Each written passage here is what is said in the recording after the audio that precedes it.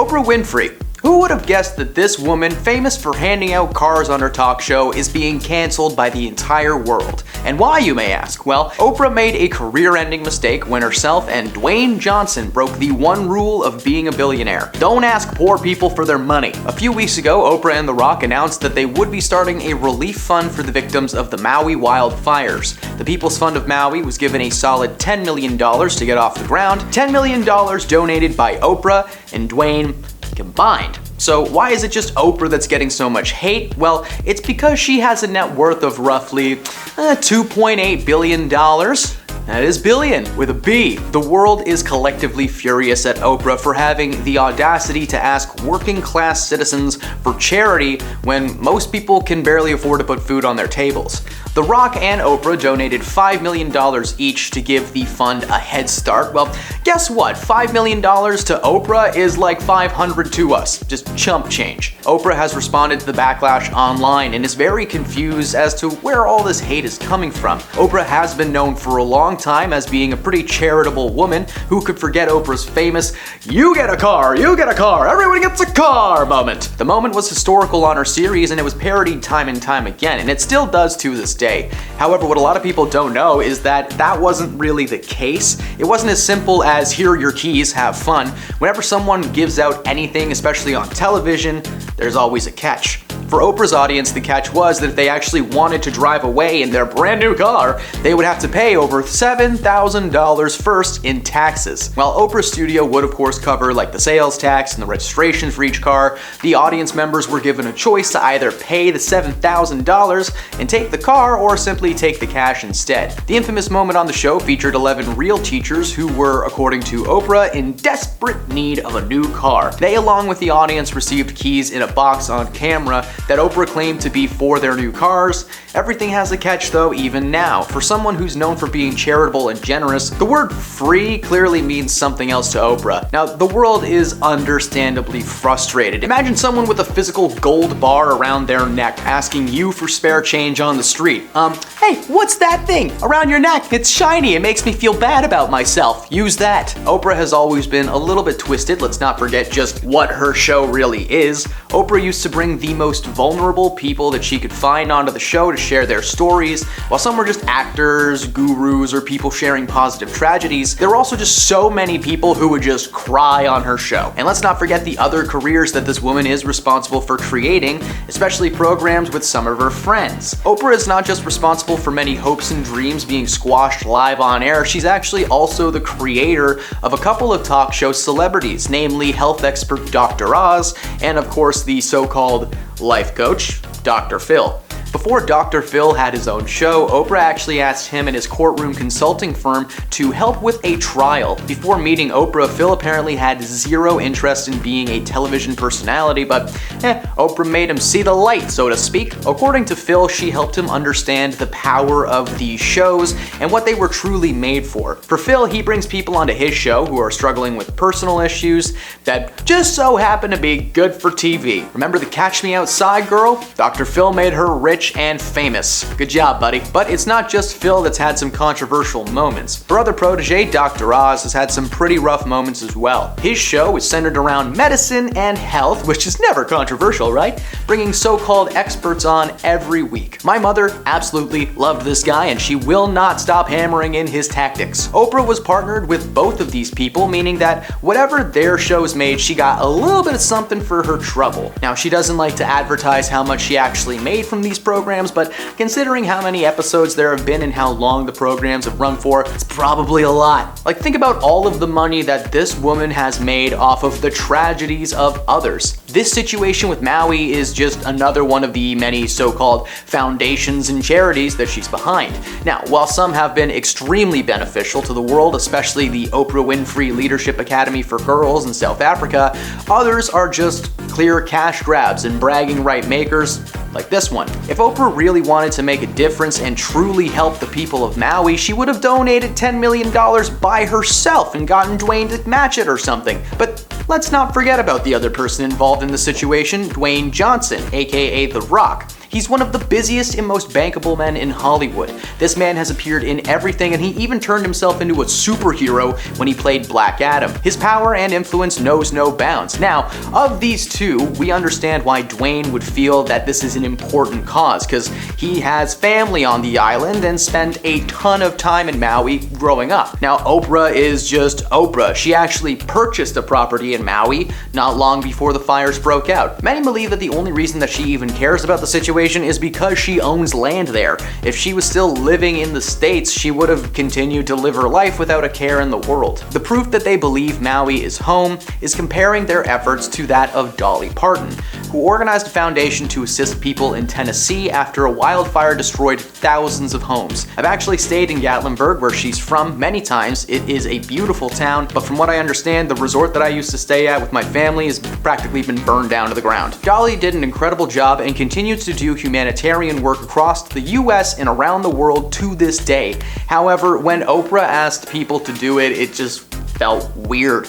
Like someone who was not from this place was taking a vested interest in the situation. Before this Maui situation though, Oprah was a well-respected TV host. But as it turns out, there might have been some dark truths behind the production of her show that should have been red flag after red flag. Case in point, the confidentiality agreements. Now, confidentiality agreements are not uncommon in the world of Hollywood. Heck, Marvel will literally have someone take you out if you even think about sharing their secrets. In Kitty Kelly's tell-all book about Oprah, the author mentions the confidentiality agreements that co-workers and guest stars were made to sign. This included everyone from Tom Cruise to the person who made his muffins. Over 500 staff members were forced to sign this document, but one former employee, Elizabeth Cody, tried to write a book about her time working for Oprah, but she was apparently stopped by the courts, still being tied to this agreement that she had signed even though she didn't really work for the show anymore. The NDAs were not meant to be a way to keep just the show secrets safe, but any and all of Oprah's secrets as well. According to Elizabeth, the document was signed by almost everyone in Oprah's life. She may have this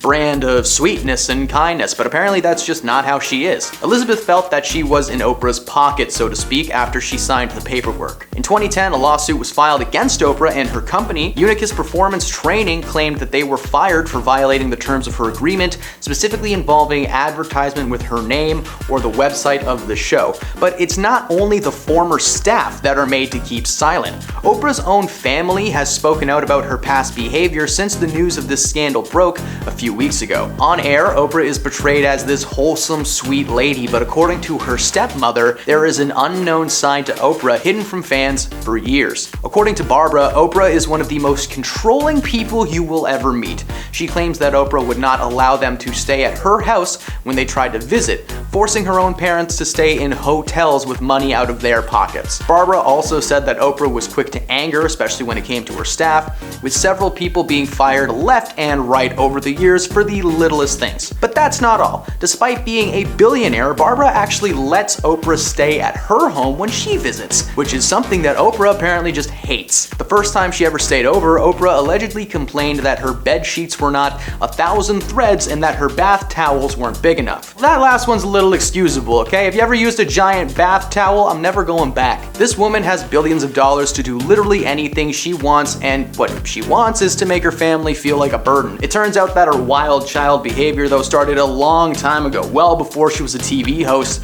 way back when she was just a little one. Several books have been published about Oprah over the years, some from her and some that are not. In her own book that she wrote, Oprah revealed that growing up she was far from an easy kid to handle. When she was young, she was sent to live with her father Vernon after she was caught stealing from her mother's purse. Despite being an on-screen persona known for charity and kindness, she was actually a menace throughout most of her life, according to family members at least. As I've mentioned previously, Oprah's stepmother is not allowed to stay at her house, and she is known to be pretty controlling.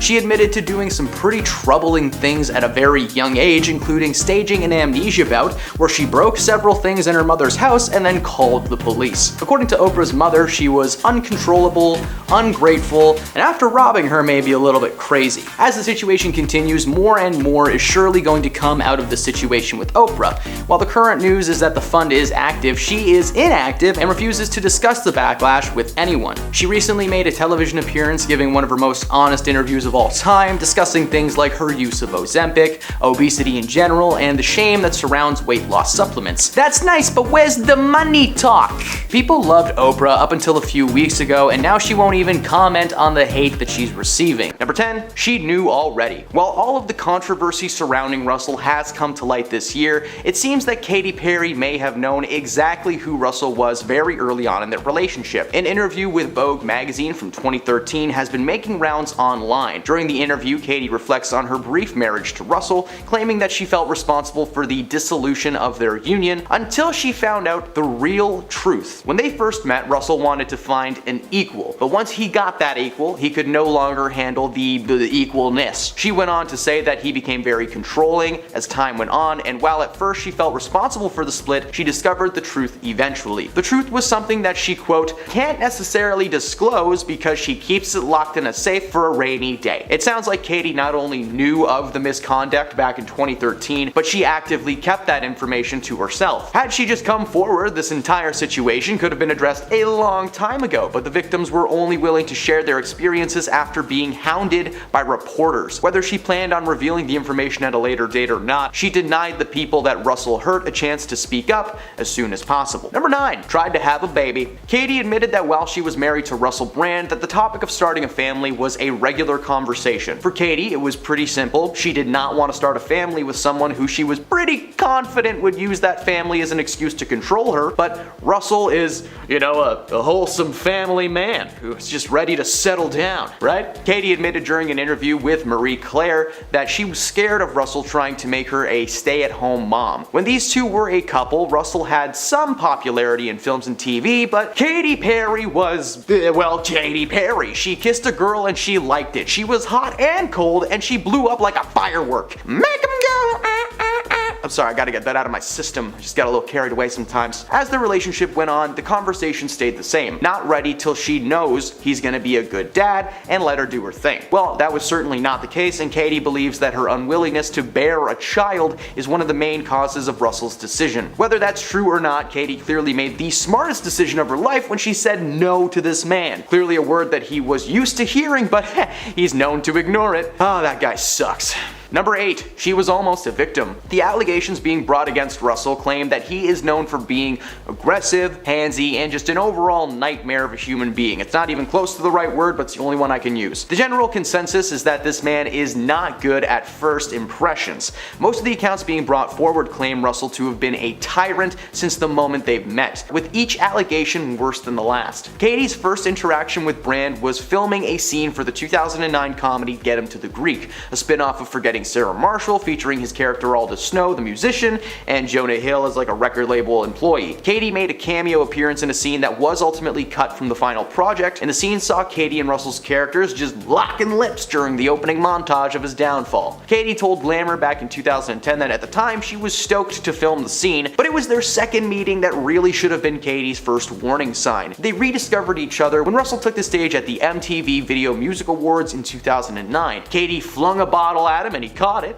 but after the show, he was furious. When Katy Perry approached him, he claimed that she was fiery and that she caught his attention. Katy went on to describe the interaction and what Russell attempted to do that very same night. Katy admitted that Russell attempted to force himself on her, but she was successfully able to steer clear of him. Russell was furious, but he listened to what she said and he apparently walked away. 4 months later, they were engaged. Katy may not have understood what was happening at the time, but considering the horror stories coming out about Russell, she may have saved herself from becoming just another one of his victims. Number 7, the text. Breaking up with someone over text is a stupid thing to do. That is one thing that many of us learn as we grow up. Face-to-face needs to happen when it's something serious like a breakup or personal issues. While most people learn that by the time they're in their, mid-20s, Russell is in his 40s and still doesn't seem to get the memo. Katy released a documentary concert called Katy Perry, Part of Me, containing a clip that really should have stalled Russell's career the moment that it came to air, but oh well. LOL. The clip shows Katie lying down in a makeup chair, sobbing, being told that she can either call it quits or continue the show. She had just received a text from Russell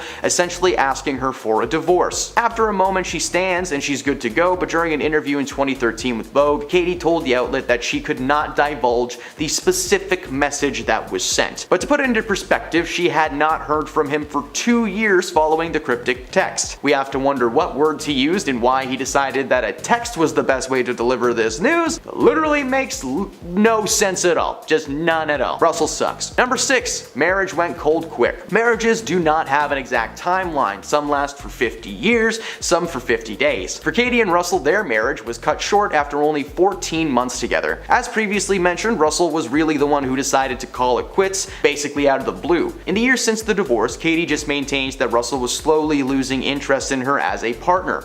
According to Katie, Russell was jealous of her fame and would even attempt to berate her into thinking that he was the superior one in the relationship. When he decided to call it quits, she blamed herself at first, but soon discovered a secret truth about Russell that she keeps in her back pocket. The brief marriage is already a red flag in and of itself, but the timeline is just all over the place. Russell is known to be a chaotic man in general, sharing some pretty ridiculous views on politics, religion, everything. But during his time with Katie, that attitude never went away. According to her, he was constantly cornering her to spout his views, and he just would not let her go until she just kind of nodded and agreed. Now, it's not just Katie who has noticed Russell being an absolutely dreadful person. So for the rest of this list, let's talk about some general red flags that we've noticed over the years. Number 5, Aldous Snow. Aldous Snow is a character that Russell played first in the film Forgetting Sarah Marshall and then reprising the role in a spin-off called Get Him to the Greek alongside Jonah Hill. The worst thing about this character is just how easy it is for Russell to get into him. While doing press for the Greek, Russell was compared to his on-screen counterpart all of the time. This dude was always on no-no juice, partying hard. He was just basically Russell but on screen. But he would constantly deny any relations. In fact, during an interview with MTV, he told Laramie Legal that he was much more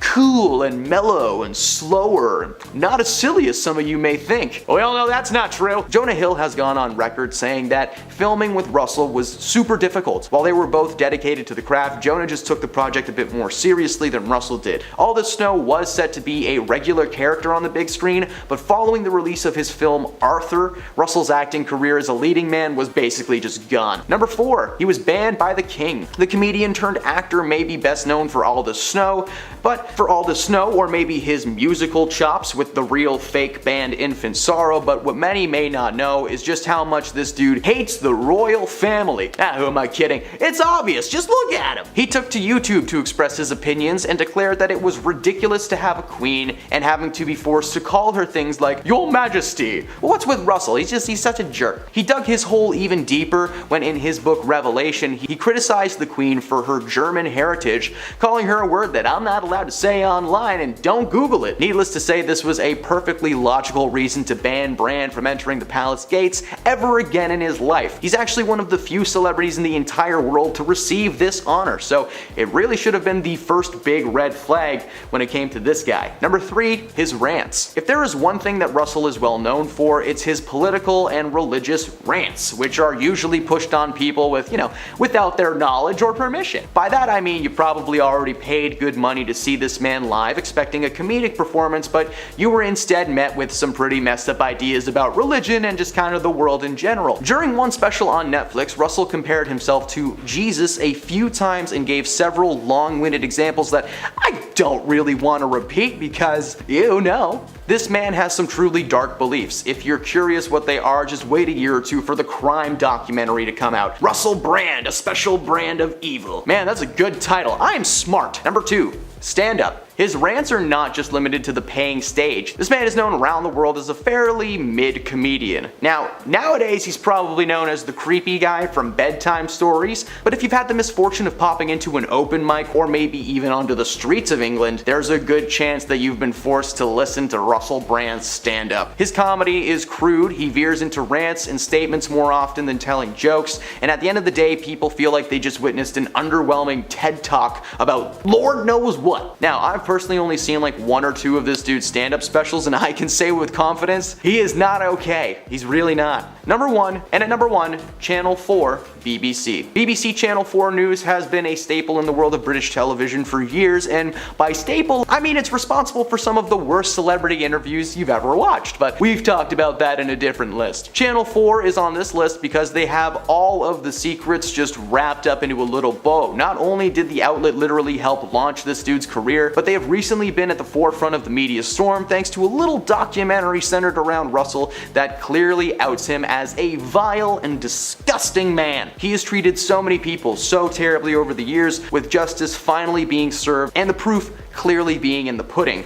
At number 10, Russell Brand. This man has been slowly exposing himself to the public over the years as his chaotic energy has just gotten worse and worse. Brand has previously gone down in history as being the worst host of the Video Music Awards ever, but now he's going down in history for being an absolutely terrible human being. 4 women have come forward alleging that Brand mistreated them verbally and physically between the years of 2006 and 2014, arguably the height of his career. He strongly denies the allegations, and in a video that he posted himself, the actor claimed that while he was promiscuous, all relationships were consensual. One woman claimed that Russell had started a relationship with her in 2006 while she was still in high school and he was 30. Apparently, they met when Brand bumped into her at the mall.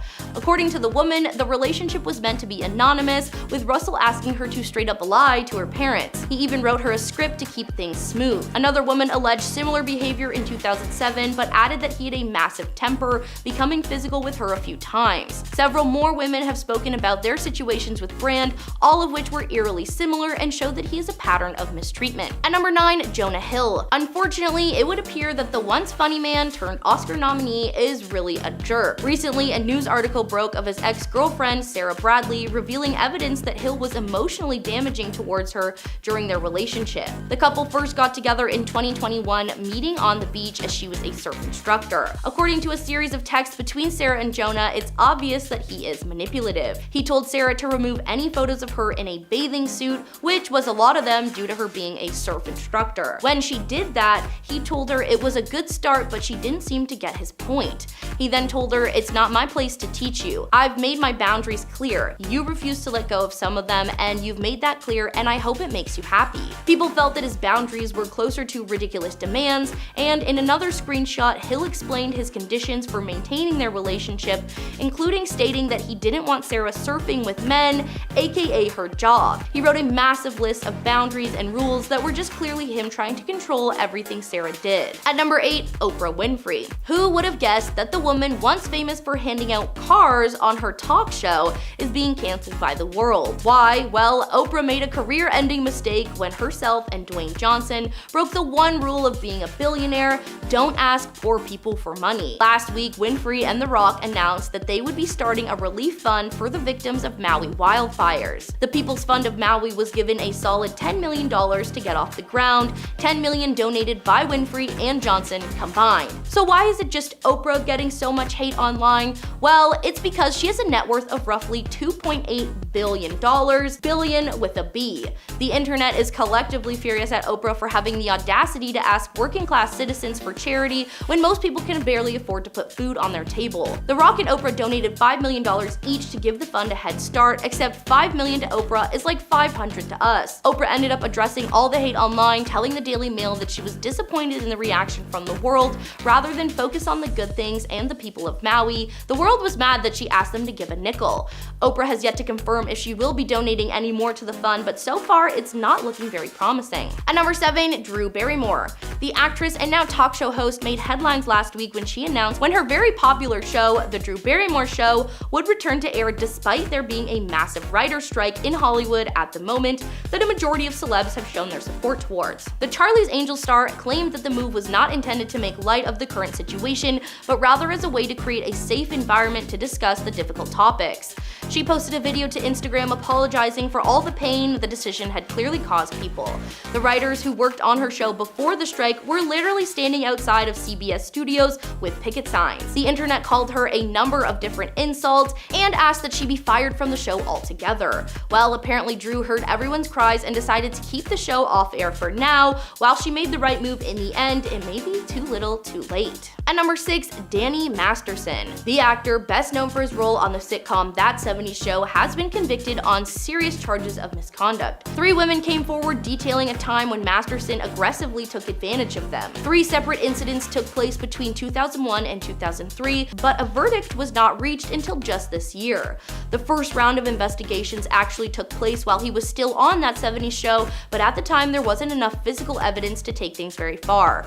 In 2017, the investigation was reopened, and it was reported that he once again being investigated. The women spoke about Masterson's misdeeds, and they were eventually able to scrape together enough evidence for a conviction. Another woman came forward in 2017, rounding it up to 4 accusers. It was revealed throughout the proceedings that Netflix had actually tried to dispute the claims of these women as a way to maintain their working relationship with Masterson. Eventually, he was fired from the ranch, and, well, everything with his name attached to it. The actor defended himself tooth and nail right up until the final verdict. In the last year, former co-stars like Ashton Kutcher and Mila Kunis wrote character statements supporting Danny and literally claiming that he was a role model. At number 5, Jada Pinkett Smith. Jada was well known for a long time, mostly as Will Smith's wife, but also for her occasional acting roles. These days, she's known as a disgruntled talk show host. For a few years, Pinkett Smith hosted a talk show online called Red Table Talk, where she would invite guests to come on so they could discuss various topics, from upcoming projects to the man she was dating while her and Will were on not so good terms. The show was known for getting a little too deep into Jada's personal life,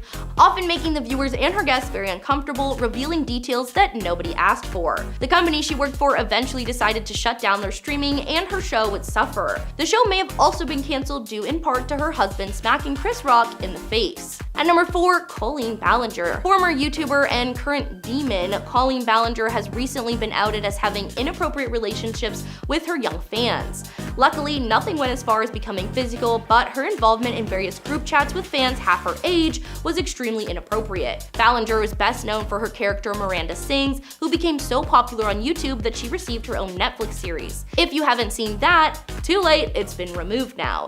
She was basically messaging her fans to deliver so-called advice when she was really just trying to manipulate them into being her unpaid employees and sending them to bat for her during any kind of drama. Following the backlash, Colleen decided to post an apology online.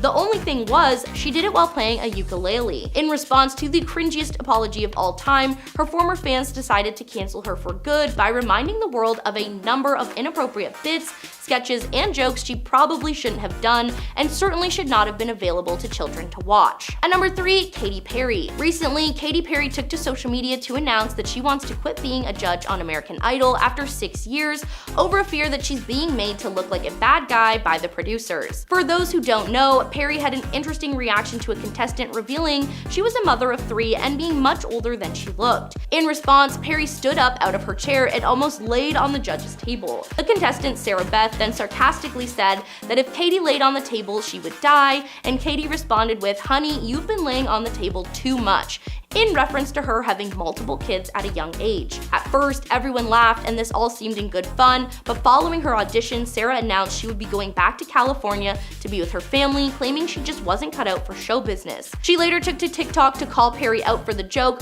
which was shaming her in a number of different ways. Katy has been defending herself since the video, claiming it was not meant to be harmful, but she's made similar comments and jokes to many contestants over the years. At number 2, Justin Roiland. The creator of the adult cartoon comedy series Rick and Morty was on a hot streak at the start of 2023. Rick and Morty had been just renewed for another season. His first-person adventure comedy High on Life was becoming one of the most played games across the country, and oh, then he got arrested for being a jerk. Turns out that this man who made the world laugh was also a man who made women cry. It was revealed that he would be facing 2 separate criminal charges in Orange County, stemming from a domestic incident that took place in 2020 with the woman he was dating at the time. While he denied the allegations at first, several Several other women came forward to share their stories of mistreatment from Justin, who had apparently been sending them horrific DMs online that varied from pretty tame to the creepiest stuff you've ever heard. Roiland was stripped of his contract with Disney and Hulu, who'd been distributing his series on its streaming services and were funding his most recent projects. Roiland was also replaced on both Solar Opposites and Rick and Morty, with the current news being Dan Stevens is taking his place. And at number 1, Donald Trump. In 2006, Donald Trump was known as a wealthy real estate mogul with a hit reality series called The Apprentice. He was recently married to Melania with a 4-month-old baby. However, reports leaked that Trump was actually in the midst of an affair with adult film star Stormy Daniels after she filed a civil suit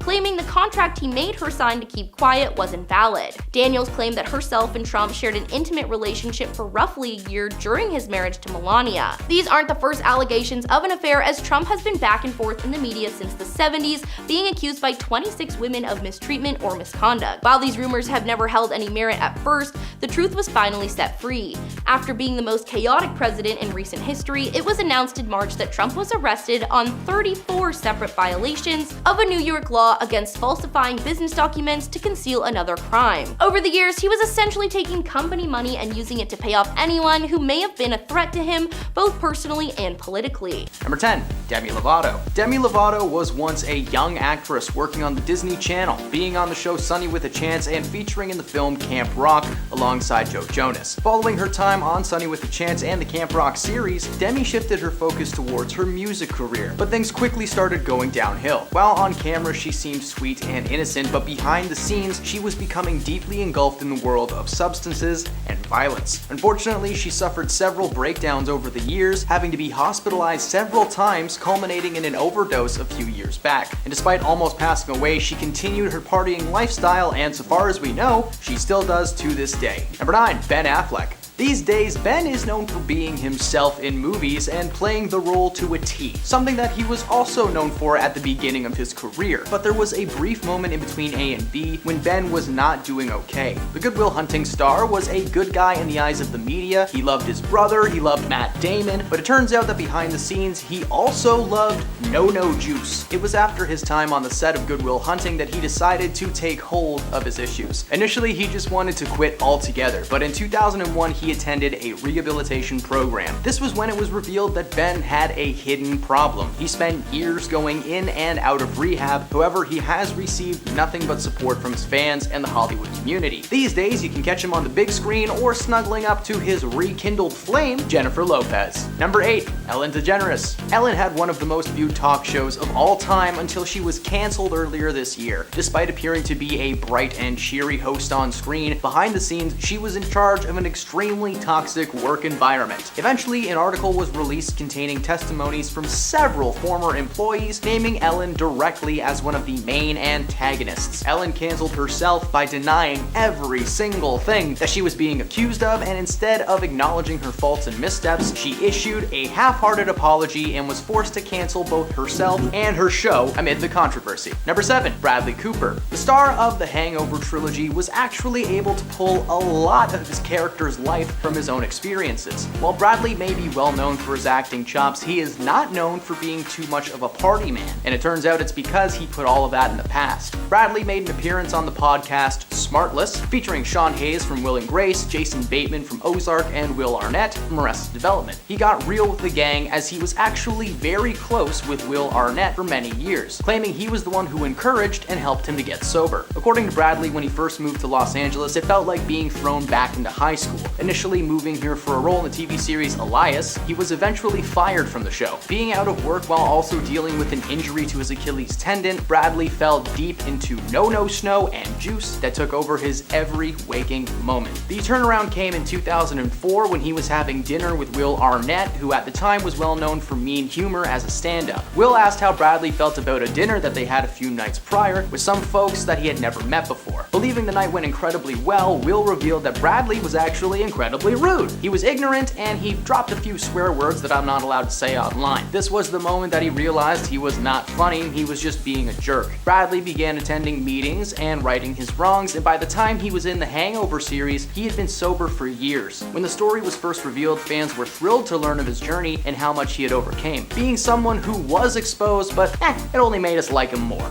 Number 6. Vin Diesel. Vin Diesel is known for a a few things: family, action, being paid $1 million to say "I am Groot" over and over again, lots of stuff. But there is one thing that many people did not know about Vin Diesel until the mid-2010s. Something so dark and mysterious that it is going to haunt your dreams. Vin Diesel plays Dungeons and Dragons. Now, I know it's not like he has a no-no-snow addiction or anything, but come on, that's pretty neat. While promoting his film, The Last Witch Hunter, Vin Diesel appeared on the YouTube channel Geek and Sundry, along with the epic voice actor and host of the D&D series Critical Role, Matthew Mercer. Marketing the episode as D and Diesel, Fast and Furious fans were taken back by the sudden geeky side of Vin. Well, according to his Fast co-star Michelle Rodriguez in 2019, he could not contain his nerdiness on set. Vin even has a bunch of D&D themed tattoos on his body, and he proudly shows them to anyone who asks. Fans were actually really happy to see this side of Vin. If they wanted to keep making episodes of D and Diesel, I don't think anyone would be very upset about that. Number 5, Justin Bieber. Justin became a massive success at a very young age. By the time he reached his teens, he had an album on the way, millions of fans, and some pretty wild accusations. Despite being a baby-faced boy with a big smile, it turned out that Justin had secretly been a very angry man behind the scenes. Around the time he was 17, Justin was photographed flipping off the paparazzi, and he even got into a few physical altercations on multiple occasions. He had also developed a bad habit for no-no juice and a few other illicit substances, something he admitted to before he was the legal age to do anything, really. Several people just out and about started to notice his behavior shifting. Justin lacked self-awareness, and apparently he tended to swear while he was on flights or if he was in restaurants, like a lot. Eventually, his whole good guy thing wore thin, and he was becoming a menace. He raced cars, he spit on his fans, and he even vomited on stage. By the time 2018 rolled around, his reputation was completely tarnished. He was eventually able to scrape together his career, he apologized for his actions, and nowadays he's too busy being married to be crazy. Nah, who are we kidding? He's nuts. Number 4, Jussie Smollett. In January of 2019, famous actor Jussie Smollett walked into a Chicago police precinct and reported that he had just been the victim of a hate crime. He told the police that 2 strangers began shouting racial slurs, while one was just yelling at him, the other was pouring the chemical bleach onto him before they'd both held him down and tied a rope around him. He claimed to have suffered severe rope burn and was physically ill from the experience. As we all know now, that isn't exactly what happened. The so-called strangers were actually 2 brothers who worked with Jussie on the set of the hit series Empire. According to inside sources, Jussie paid the brothers $3,500 each to help him stage the event, planning every single detail right down to the precinct visit. The proof that all of this was a ruse made up for publicity was the fact that the altercation conveniently took place directly in front of a security camera, and an investigation took place that found ample evidence that Smollett had set himself up. They found receipts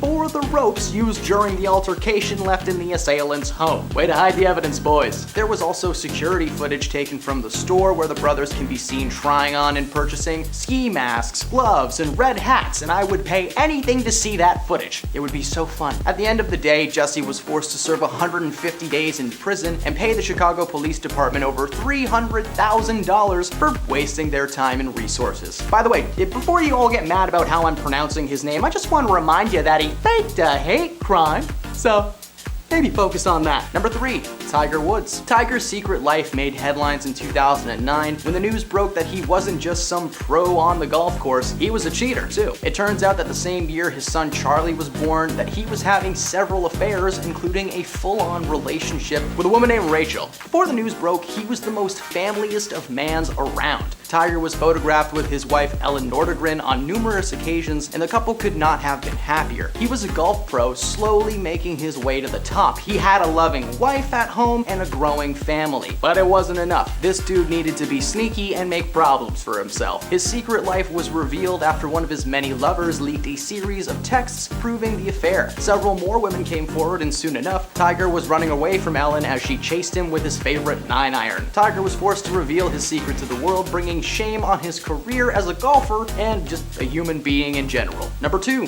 George Michael. George is of course very open about his orientation these days, and is never one to shy away from the topic. But unfortunately, coming out was not his decision to make. In 1998, George was caught engaging in a physical activity with an undercover police officer in a public restroom. The only punishment received at the time was a $500 fine and 80 hours of community service. However, it was the public reaction and press coverage that really put the nail into his coffin. The headline, "Zip me up before you go-go," was on the Sun's front page. Following the incident, he was forced to out himself to the world. There had been rumors for years that George was gay, something that he did reveal to his sister and close friends by the time he was 19. But in 2007, he revealed that he decided not to come out to his parents, claiming the emotional toll the knowledge may have on them could be too much. According to George, keeping the truth hidden for so long took a toll on his mental health. When he finally revealed the truth, a massive weight was lifted. It may not have been his choice to reveal himself to the world, but he took it in strides and became the man that he is today. And at number 1, Arnold Schwarzenegger. Arnie was the king of the action scene for over 20 years. He first debuted in 1970 in Hercules in New York, and while his face was on display, his voice was dubbed over by another actor. Thus, the secret life. No, I'm just kidding.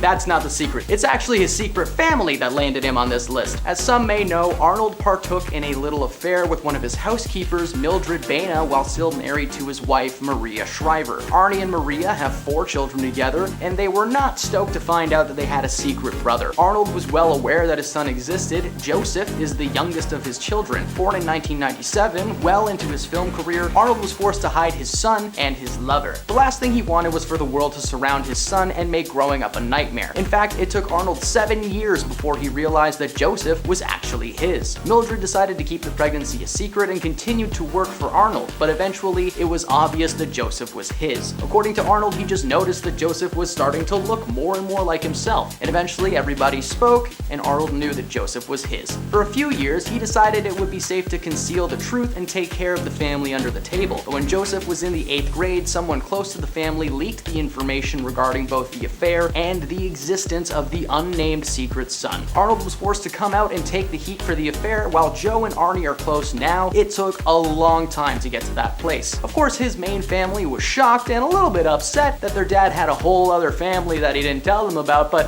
who cares about them? Number 10, Jeremy Allen White and Addison Timlin. Jeremy made a big move in the acting world after his FX comedy series The Bear premiered on Disney Plus this past year, but he's actually been making people laugh, cry, and scream since starring as Lip Gallagher in the hit TV series Shameless, a show that I definitely haven't watched 10 times start to finish back to back. Definitely wouldn't do that. No sir. He met his future wife Addison on set of a film called After School in 2008. They were close friends for almost 12 years before becoming an official item in 2019. The relationship has mainly taken place behind the scenes apart from a few Instagram posts, but Jeremy's love for his wife has been well known since his acceptance speech at the 2023 Golden Globes, where he won the award for the best actor in a musical or comedy TV series. Unfortunately, roughly 2 months ago, Addison filed for a divorce from Jeremy with little to no explanation so far. 3 days following the divorce announcement, she posted a picture of herself with her daughter on Instagram and captioned it "Single Mom," which was apparently news to Jeremy, who was under the impression that they would be co-parenting. While their relationship may have ended in a mess, there might be a new one on the horizon, as Jeremy was spotted with Wizards of Waverly Place star Selena Gomez. Hey, Lip Gallagher and Alex Russo would be so cute together. Number 9, Natalie Portman. After 11 years of marriage, it was recently announced that Thor: Love and Thunder star Natalie Portman and her husband,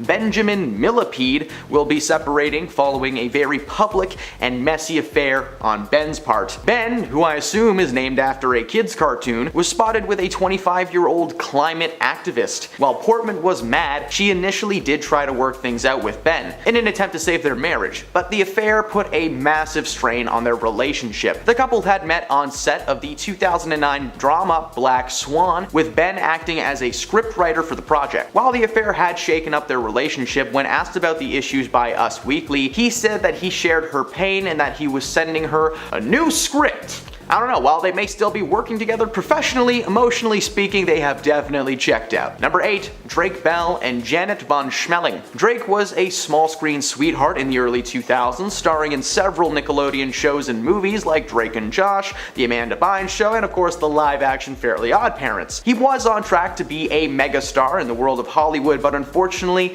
is one of the many Nickelodeon stars who took a turn for the worse. He starred in a number of low-budget flicks over the years, but his status as a celebrity was gone at that point. The nail was finally driven into the coffin in 2021 when Drake was sentenced to 2 years of probation and 200 hours of community service after it was revealed that he had been grooming a younger fan for years. So if you see him in an orange jumpsuit cleaning graffiti off of a wall, you might know why. Recently, it was announced that his wife Janet had filed for divorce from Drake following that situation and another one where he was missing for 5 days on a bender doing God knows what with the strange women and friends that she had never met. On the actual paperwork, Vaughn has cited irreconcilable differences and has requested legal and physical custody of their younglings. In April of this year, Drake was reported missing only to turn up completely unharmed 5 days later, and according to Janet, Drake's mental health had slowly been declining in the last few years. His toxicity towards his partners is nothing new, as his ex Melissa Lingefelt accused him of being verbally manipulative and physically violent. Between his rocky history and declining mental health, we're happy to see that Janet got out of there before anything too crazy took place. Who knows how bad of a dad this guy could actually be? I mean, we all know he can't build a treehouse. Number 7, Joe Jonas and Sophie Turner. Joe and Sophie got together back in 2016 after they had been set up by mutual friends, something that they had been trying to do for quite some time. They got together and instantly fell in love, getting married just over a year after getting together. Sophie admitted to Rolling Stones in 2019 that she was hesitant at first. Joe was this big musician and she was a big TV and film star, meaning that most of the time they would be on opposite ends of the world. Eventually she warmed up and got together with Joe officially, but the split came out of nowhere. For the most part, their relationship has seemed to be stable on the outside. They were never a part of a cheating scandal, which is surprising considering Joe's lack of discretion in the past. There were never any strange rumors or photos, they were just this happy couple. But as of September 1st, Joe Jonas has filed for a divorce from Sophie, with the only current information being that Joe has claimed the relationship to be irretrievably broken. Something pretty serious must have gone on in a very short amount of time. Only hours before the announcement, Joe posted a photo of himself to Instagram with his ring on full display. Despite the minimal amount of tea spilt so far, we are in for a very messy divorce. Number 6, Britney Spears and Sam Asghari. Britney and Sam's marriage is in shambles. The couple that got together back in 2016 seemed to be great on the outside. As Britney was getting better overall, her relationship with Sam became more and more serious. Sam was right there by her side through thick and thin. Eventually they tied the knot in 2022, which is why it was so devastating for her fans to learn that the couple had called it quits just a little over a month ago. The words used on the actual divorce paperwork say irreconcilable differences, which for Hollywood people just tends to mean nothing good. Sam was the one to officially file for the divorce, demanding that Britney pay spousal support and attorney fees. Since this news is so recent, there is no current update on how the couple are doing or how deep into the process they are. Britney once again made headlines in the media, something that she hadn't really done since the early 2010s. Her divorce was covered constantly, and the internet has been weighing in their decisions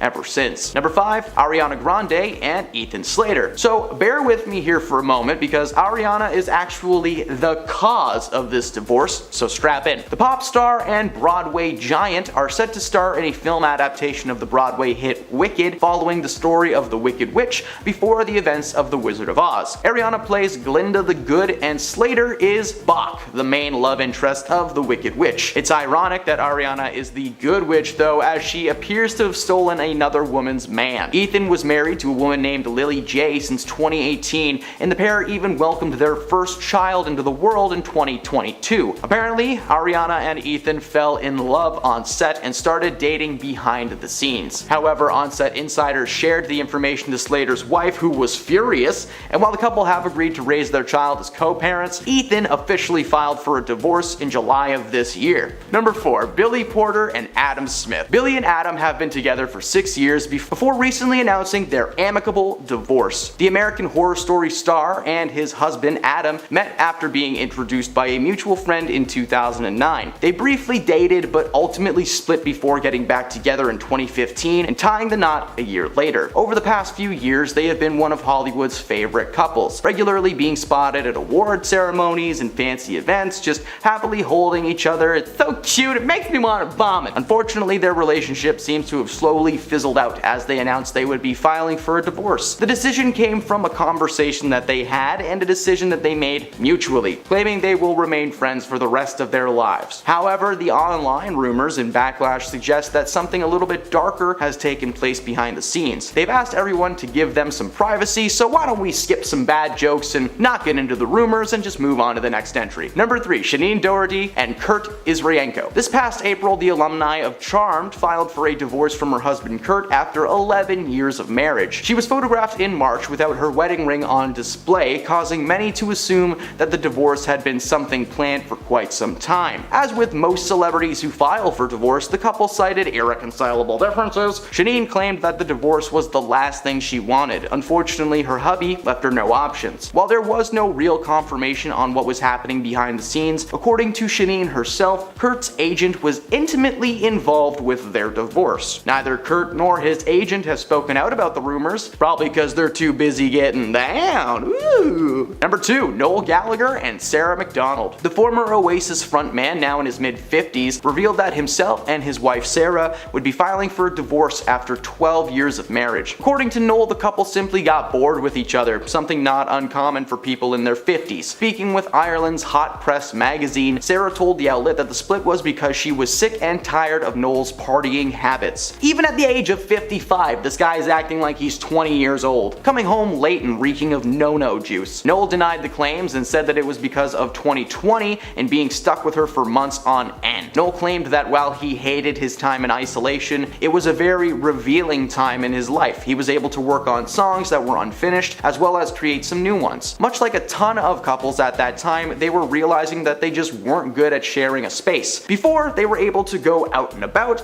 and be alone, but for a solid 6 months, it was just them in a house every single day. So we get it. Number 1, Reese Witherspoon and Jim Toth. Over the years, Reese made quite the name for herself, starring in films like Legally Blonde, Walk the Line, and Hot Pursuit. She was well known for being a comedic actor able to tap into her serious side when the time came for it. Along for the ride right up until 2023 was Jim Toth. Jim has starred in a handful of projects, but mainly acts as a producer, creating sitcoms like According to Jim. The couple first got together in 2011 and quickly tied the knot. Over the last 12 years, there was never a sign that this couple was headed for disaster, but that may be due in part to them not getting out much. Reese has continued to act fairly steadily over the years, but for some reason, she has been appearing less and less in the public. Perhaps there was something going on behind the scenes, as the announcement came only 2 days before they were supposed to celebrate their 12-year anniversary. According to a statement released by both of them, the decision was a mutual one, saying that they enjoyed their time with each other, but things just don't work out sometimes. Number 10,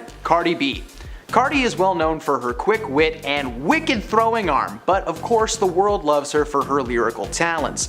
Jimmy clearly did not do any research on Cardi or what he could expect having her on as a guest. Cardi was in full, Cardi mode when she appeared on Jimmy's show in 2017.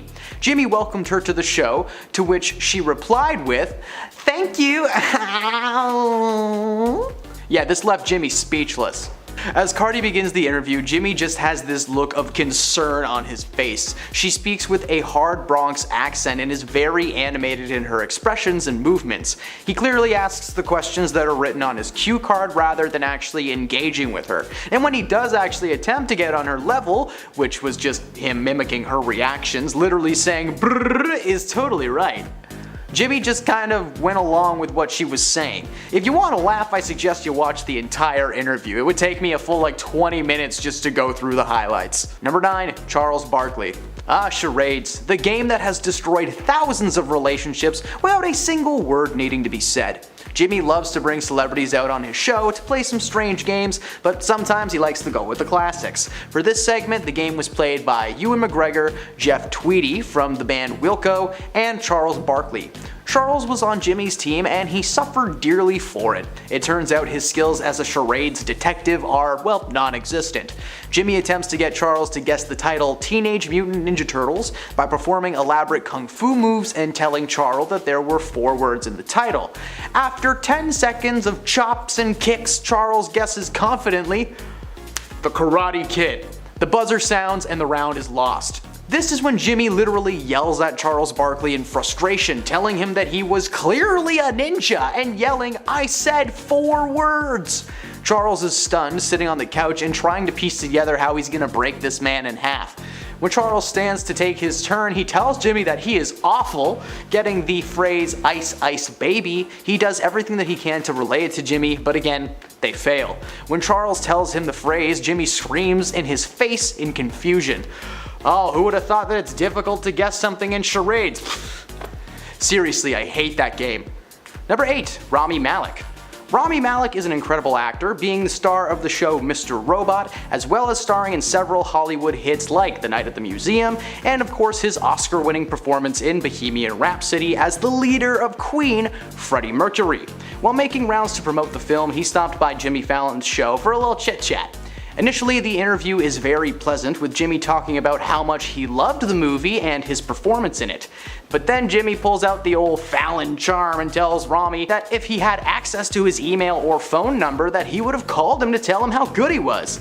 Yeah, Rami then reminded Jimmy that he did in fact have all of that information. There is a brief moment of silence before Jimmy becomes lost for words. Rami is smooth and laughs this one off, but only a few moments later, he touches Jimmy's hands after spoiling a scene for the movie. Jimmy's reaction shifts from a great mood to, don't touch me. He looks like Rami just spit in his palm and gave him the old "how you doing?" Jimmy didn't explode on camera, but considering the allegations being brought against his show, he probably took a bath and sanitizer after this one. Number 7, Dakota Johnson.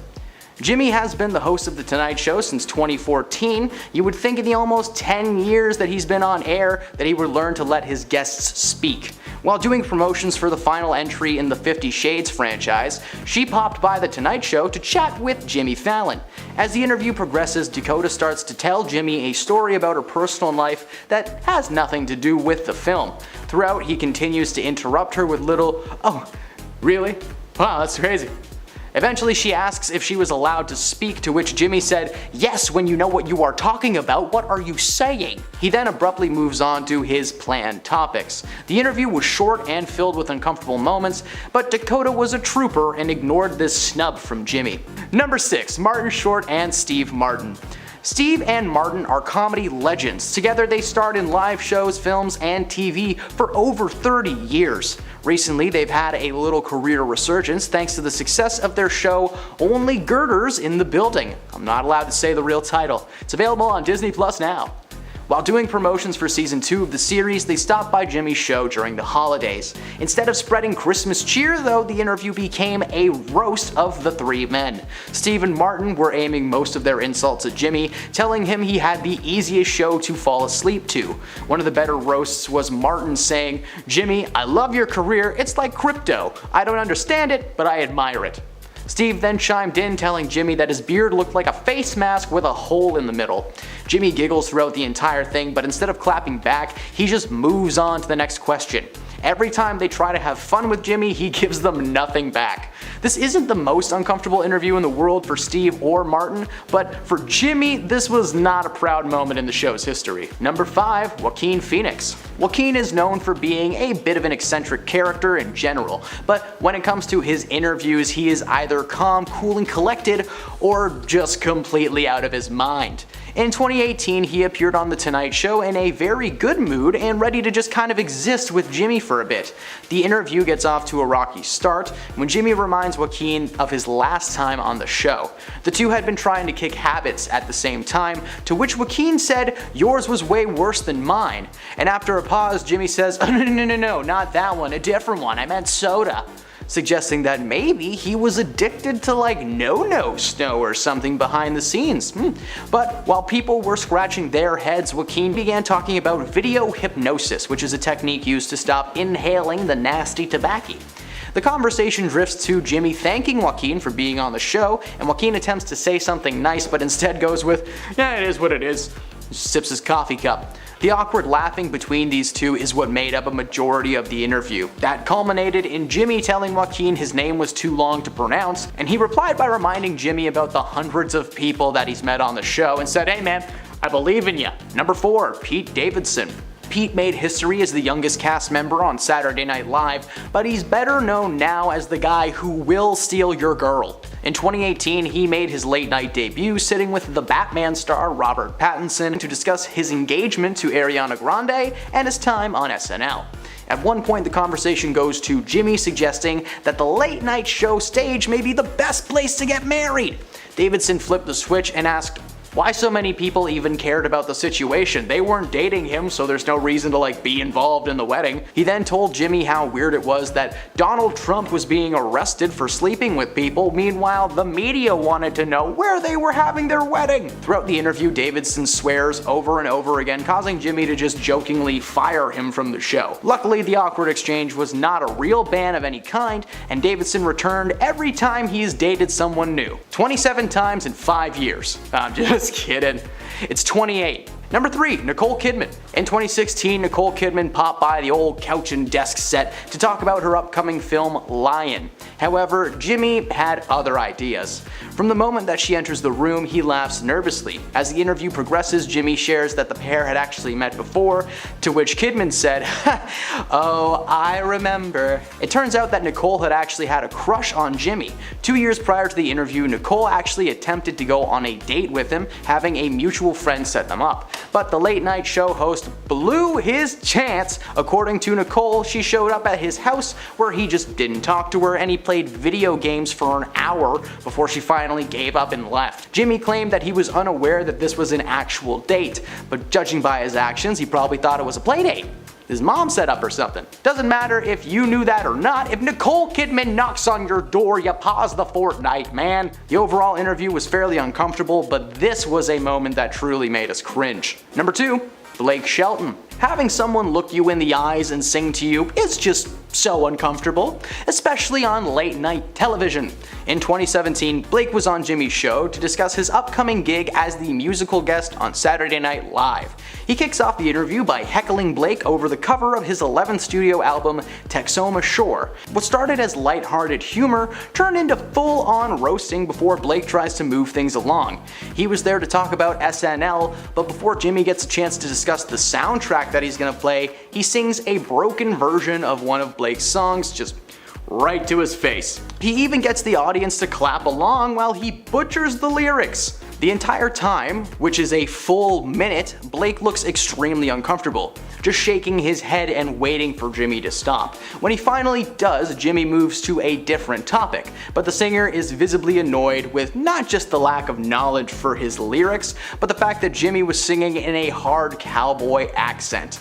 Eventually, Blake asks if Jimmy could just interview him already, finally getting things back on track. And at number 1, Donald Trump. Donald Trump's interview with Jimmy Fallon will go down in the history books as the most awkward moment ever recorded. In 2016, while still campaigning for president, he appeared on The Tonight Show to discuss the future and his upcoming rally. Jimmy took advantage of the fact that Donald may be the president the next time that they spoke, asking if he could mess Donald's up hair while they're both still civilians. At first, Donald looks beyond annoyed, and like he may just snap at Jimmy right on camera. The audience roars with cheers though, which really seemed to shift his tone. He lets Jimmy ruffle his hair, only to reveal that he either got hair plugs or maybe he is just always wearing a wig. His hair looks like Jimmy Neutrons for a moment that went viral online. Despite him winning the election, this interview, and of course the photos that came from it, were the only thing on anyone's mind, and probably the only thing he's still remembered for now. Number 10. Partying too hard. Joe has not been doing himself any favor since the announcement of this divorce. In the past few days, he's made several claims as to the reason that Sophie may have decided to leave him. Originally, the world was under the assumption that Joe had possibly cheated on her, but according to Joe, the reason was her partying lifestyle didn't mesh with his stay-at-home lifestyle. The claims have been disputed and called silly, as not only has Sophie rarely been seen out and about as much as her hubby Joe, but she said a dozen times over the years that she is a homebody and a super massive major introvert. Meanwhile, Joe has been on tour for over a year, and many fans have shared photos of him just living it up. For someone claiming that they prefer to stay home, this guy really sure does like to splurge. Not to mention, he claims that Sophie has been behaving like this since they first got married. It only took 4 years for her to leave. Yeah, that makes no sense. In fact, she was pregnant and raising a kid for about half of their relationship. When would she have had time to party? Well, it turns out she might have time now because she was photographed living it up in the UK this weekend, clearly taking some time off to let out some steam. Number 9. Not getting Game of Thrones. Sophie rose to mainstream stardom when she was just 13 years old, playing the role of Sansa Stark on Game of Thrones. HBO found a gem when they casted Sophie, and thanks to her performance and that of her incredible co-stars, the show received 8 seasons and launched her career. One person who did not get that show at all was her husband, Joe Jonas. Early on in their relationship, Sophie was nervous about losing Joe if they were to spend extended time away from each other. Her concerns were not shared by Joe, as he was pretty oblivious as to exactly how popular the series was. Joe's had mixed opinions on the show, revisiting it from time to time, but as he got closer with Sophie, he became more and more uncomfortable with watching the show. Now, I've personally never watched more than maybe a handful of episodes, but in those handfuls, I saw, well, handfuls of bits and bobs that you're not usually supposed to see on TV. Then there is, of course, the graphic scenes of both lovemaking and, fighting, so I can imagine why Joe might not love this show. Game of Thrones is Sophie's baby, so when Joe talks about the show, you can see her visibly disappointed in what he's saying. Hey Joe, if you want to roast Game of Thrones, do it online like everybody else does. Number 8. She's messing with a gold digger. According to an inside source close to this couple, Joe was beyond excited when he started dating Sophie, and it sounds like it might be because of her money. According to the source, one of the main reasons that Joe is so smitten with his ex-man wife is because she is able to provide for herself and for him. Sophie does not let Joe pay for things most of the time, something that the musician is not used to, but is clearly taken advantage of over the years. When speaking about his wife in interviews, Joe kinda backed up this gold digging theory, as the first and foremost thing he mentions is how much he loves her independence, cause she buys him stuff all the time and he loves it. While many praise Sophie for her efforts, many people began pointing out this red flag and expressing their discomfort, knowing that Joe Jonas doesn't pay the bill when he's out with his lady. Maybe that's why they're getting divorced. She kept tabs and the bill finally came due. This man has just slowly been milking her for everything she's got. Think about all the places that they've traveled as a couple. This dude must have gotten away with millions. Number 7.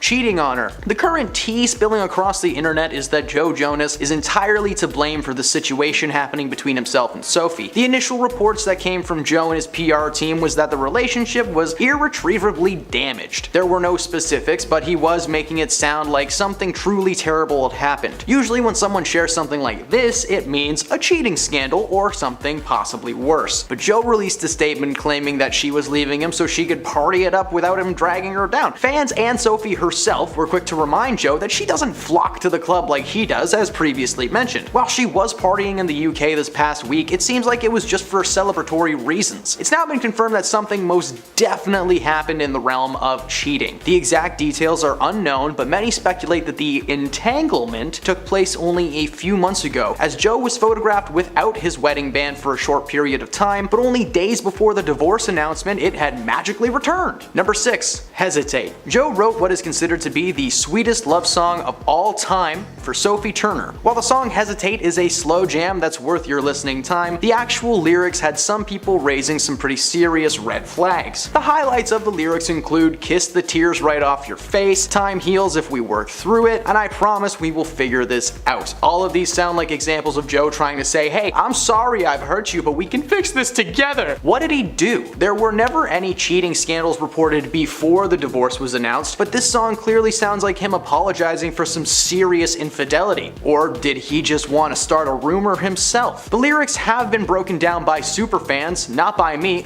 lame. Many Jonisians have theorized that Joe included the revealing lyrics on purpose to create this fake story. These days, relationships are at the top of the media storm. This year alone, we've seen over 20 chaotic public divorces play out. The current news is that Joe did in fact fall back to his cheating ways, and this may have been the thing that finally sent Sophie off the edge and Joe out the front door. Number 5. flirting in front of her. When these two first got together, it was believed that Joe had all of the leverage. Now why? Well, apparently Sophia was into him for quite some time, but she was aware that Joe was not known for his commitment skills. When they first met, he was a player. According to several women, he was seeing them simultaneously and without each other's knowledge. Joe's tone shifted when he met Sophie, and by December of 2016, he was becoming a one-woman kind of guy. According to Sophie, they were intoxicated with each other and began dating exclusively. However, it appears that he was playing the field for so long that he forgot to turn off his game. Joe was constantly flirting with women at his shows, and now while it may have been accidental, the fact that he's not aware of what he's doing is definitely cause for concern. Number 4, dissing the X-Men to Sophie's face. For those who may not remember, Sophie has actually been a part of a few major motion projects. Now, while she's mainly known for her role in Game of Thrones, many Marvel fans may know her as Jean Grey from the last 2 X-Men movies released by Fox. According to Joe himself, when he first saw Sophie in X-Men Apocalypse, they were still very fresh into their relationship. However, they were close enough for Joe to just roast the movie from start to finish right to her face. The world collectively agreed that Apocalypse and Dark Phoenix are terrible movies. If you haven't seen them, just trust me. But that Sophie and the cast overall are not the problem. But that didn't matter to Joe. In what has been described as a full-on rant, Joe told Sophie that the movie was a waste of time. He claimed that it was an insult to superhero movies and that she should be thankful that Fox got sold to Disney. Ouch. Sophie took the insults in stride and bounced back with reminding Joe that she was in a movie. Even his own brother Nick has acted more than Joe has, and he was a Disney kid. Number 3, forcing her to stay in America. Sophie Turner was born in the United Kingdom in Northampton. Ever since she made it big in the States, it's been her dream to return to the UK to live permanently and to raise her family. Joe is completely against that idea. From the time they were together right up until this past week, the idea of moving to the other side of the globe with his wife was just not something that excited the pop star. Sophie has spoken out about the issue several times over the years, but never really got into the specifics. It turns out that while the Jonas Brothers are world famous, Joe is of course more comfortable on his home turf, which is the exact same thing that Sophie's trying to get at. He tore down any hope she had of living with him and their child, so it looks like she decided to just do it on her own instead. Number 2, tried to ride her coattail. As Joe's relationship with Sophie progressed, he started showing his true colors. While Sophie has not starred in many projects since becoming a mom, deciding to take time off to focus on herself and her family, Joe spends the majority of his time on a bus with his crew. Apparently the decision to not be a stay-at-home dad was one that he made the moment they got together. Throughout her entire pregnancy, an insider close to Sophie revealed that Joe was trying to get acting gigs based on her recommendations. While this woman was literally growing their spawn, he was like,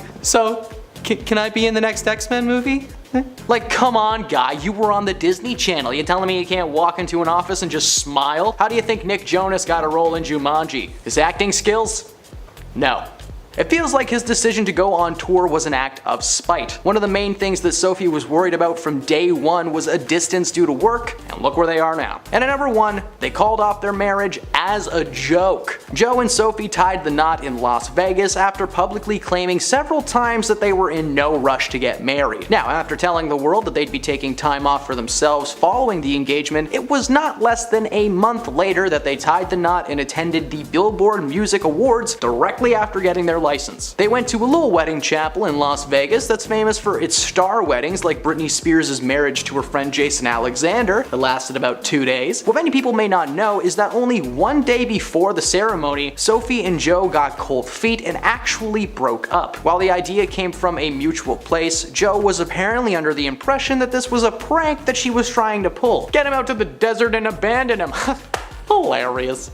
When they did eventually get back together, Sophie was just shocked at Joe's assumptions. If Sophie had never reached out, how long was Joe going to run with the bit? Number 10, the literal warnings from viewers. Despite 8 Passengers' popularity during its run, Frank's parenting style drew scrutiny and allegations of mistreatment from viewers very early on. Following a viewerschange.org petition to have the Franks investigated, Utah's Division of and Family Services visited the Franks' home and interviewed the children for 2 hours. According to a DCFS letter reviewed by Insider, the case was dropped due to a lack of evidence for the allegations. In an interview with the same outlet in 2020, Frank explained, "What people aren't understanding is that we are giving our choice in everything. We are teaching our children to be self-governing, so I was always very open with our son that he gets to choose how long he's separate from his brother, depending on his behavior. One incident that concerned viewers occurred when the Frank's daughter Eve went to school one day without her lunch. In a vlog, Ruby recalled a text message that she received from Eve's teacher asking whether she would be able to drop off some food to school, and Ruby responded with, "Eve is responsible for making her own lunches in the morning, so the natural outcome is she's gonna be hungry. Hopefully nobody gives her food and nobody steps in and gives her lunch." You ever just want to throw someone off a cliff? Number 9, filmed herself. One of the biggest red flags of all is her obliviousness to what she has been doing. Not only did this woman mistreat her family, she filmed the entire thing. Seriously, someone must have told her that she was the best vlogger around, because despite being an actual piece of trash come to life,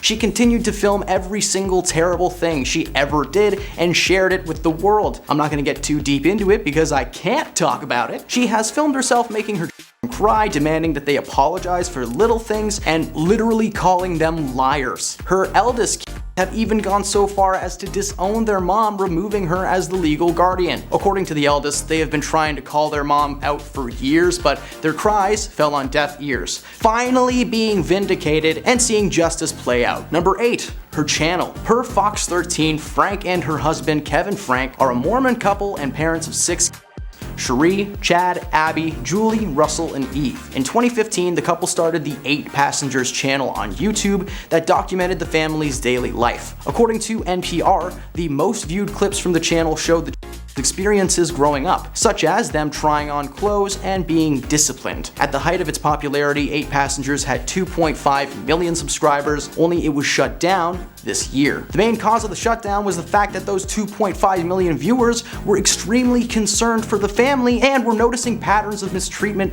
from day one. Ruby thought she was popular for being a good parent, but people were just watching her videos in disbelief that a person this dense actually existed. Number 7, she's withholding. If Ruby knows how to do one thing wrong, it's be a parent. Since being arrested, thousands of fans have released video evidence of her being horrible over the years. One of her biggest overreactions that was documented was her refusal to celebrate Christmas one year to teach her a lesson about being selfish. Ruby literally showed them all of the gifts that she bought them and never gave them to the kids.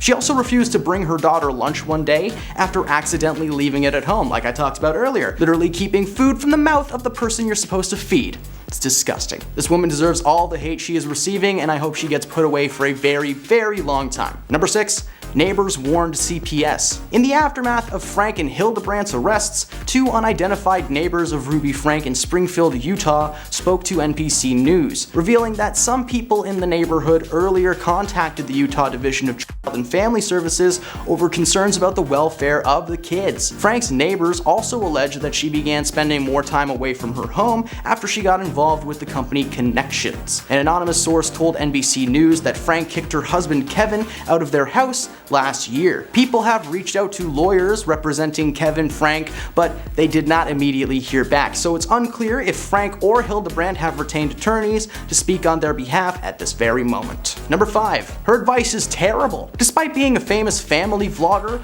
most people think her advice is just trash. The woman behind 8 Passengers, aka The Devil, is known for spouting some absolute nonsense. She shared her so-called parenting advice on her YouTube channel, which was basically ignore your when they cry for help and no pranks in the house. One of her most controversial comments / bad advice was suggesting that eating disorders were something made up for attention and are something to be ignored entirely. Anyone who's ever suffered from an eating disorder before knows for a fact that that's not the case. In fact, most times it's something uncontrollable, like a reaction to some serious life stuff. Stress, anxiety, literally so many things can cause that issue. She has said a million things that are wrong and cruel, but I'm not gonna get into all of them because my head might physically explode. I don't like this lady. Number 4, her business partner. Following 8 Passengers, Frank launched the Connections podcast with Jody Hildebrandt, a therapist and founder of a self-improvement and empowerment company of the same name. According to the company's mission statement on its website, they invite and encourage healing and facilitate personal growth through impeccable honesty, rigorous personal responsibility,